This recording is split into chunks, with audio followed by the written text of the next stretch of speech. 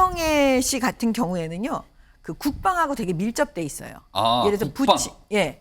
왜냐하면 그 부친과 그다음에 결혼하셨잖아요, 시아버지. 예.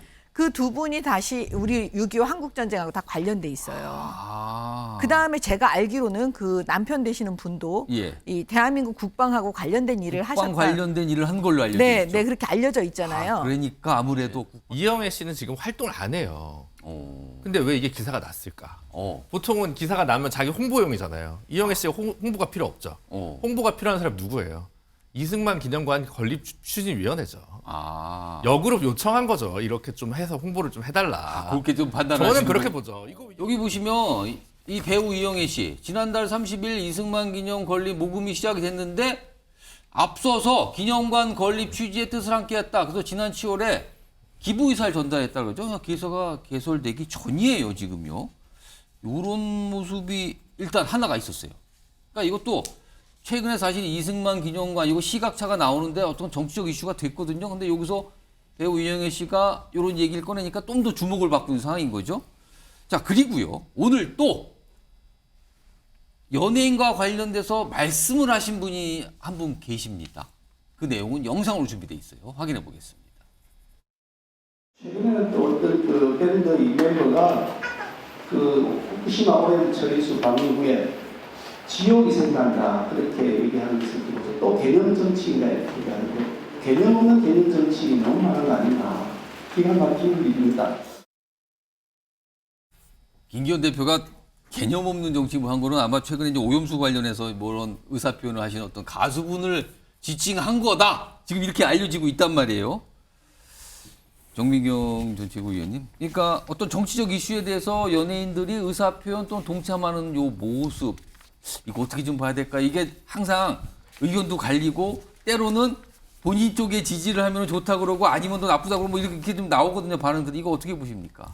근데 이제 그게 미국의 경우와 예. 그 대한민국의 경우는 좀 다른 것 같아요. 왜냐하면 미국은 그냥 그런 걸 자연스럽게 받아주고 막 그러는데 예. 사실은 우리는 연예인들이 그렇게 했을 때 뜬금없는 경우에는 뭔 뜬금포 이런 반응들이 나올 수가 있거든요.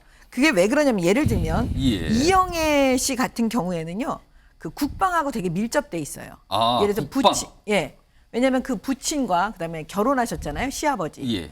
그 두 분이 다시 우리 6.25 한국 전쟁하고 다 관련돼 있어요. 그다음에 제가 알기로는 그 남편 되시는 분도 예. 이 대한민국 국방하고 관련된 일을 국방 하셨다. 관련된 일을 한 걸로 알려져 네, 있죠. 네 그렇게 알려져 있잖아요. 그러니까 아무래도 국방 쪽에 네, 그리고 국방 이것도 전해 들은 얘기지만 예. 국방위원들에게 또 후원도 하시는 걸로 제가 또 알고 여당 있고요. 의원들한테 후원했다고는 종종 알려지죠. 뭐 후원금이 공개될 때마다. 네, 그렇게 예. 얘기를 많이 들었기 때문에 사실 뜬금없는 건 아니죠. 어떻게 뭔가 보면. 그동안에 흐름이 있었다. 예, 예. 그럴 경우에는 예를 들어서 저 같은 경우에도 저희 아버지가 그 월남 참전 용사시고 예, 예. 그다음에 고엽제 또 이제 예, 예. 피해자이시기도 해요. 그러면 제가 이제 그 여러 방면에서 그분들을 위해서 돕는 일을 많이 하잖아요. 예. 그러면 뜬금없는 건 아니죠.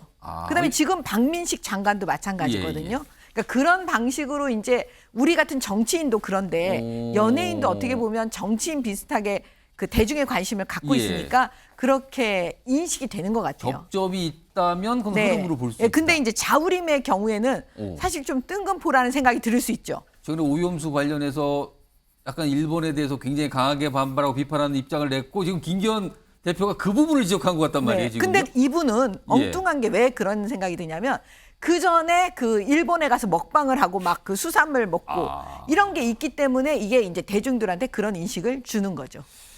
자, 김준호 변호사 지금 정비경 정 최고위원은 좀 구별해서 봐야 된다. 약간 이런 취지 말씀하셨는데 어떻게 저는 판단하십니까? 두 개는 아예 본질적으로 다르다고 생각하는데 전혀 다른 이유고요. 예. 이영애 씨는 지금 활동을 안 해요. 근데 왜 이게 기사가 났을까?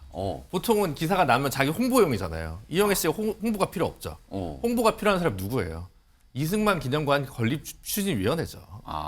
역으로 요청한 거죠. 이렇게 좀 해서 홍보를 좀 해달라. 그렇게 좀 판단하시는 저는 그렇게 보죠. 이거 이영애 씨가 지금 와서 뭐 영화도 안 나오고 지금 예. 드라마도 안 나오는데 이거 왜 하겠습니까? 이거는 오히려 누가 원했는가를 봐야 된다는 거고. 근데 저는 이제 끝없이 저 뭐 다른 방송에서 그런 말씀 드린 적도 있습니다만 예. 우리 헌법 전문에 4.19 이념이 들어가 있습니다. 근데 4.19는 왜 일어났습니까? 네, 이 박사 때문이잖아요. 근데 이거를 국비를 들여서 이런 걸 한다? 그러니까 헌법 정신에 반한다라는 생각이 지금 이제 들어서 그 부분에 대해서 이승만, 일단 기념관 문제가 지금 약간 정치권 네. 이슈가 됐죠, 네, 지금. 네, 그 문제를 해결하기 위해서 좀 이제 선한 영향력을 위해서 인플루언스를 동원한 거다. 예. 저는 그렇게 추정하고요. 네, 이영애 씨가 굳이 뭐 이거를 예. 정치적 목적도 없을 예. 것이고 그렇게 보고요. 자우림 씨 같은 경우는 이제 김윤아 씨 같은 예, 경우는 김윤아 씨. 그러니까 할 수 있죠, 미국처럼. 평소에는 반미하면 안 된다고 하는데 이럴 때 친미하면 큰일 납니까?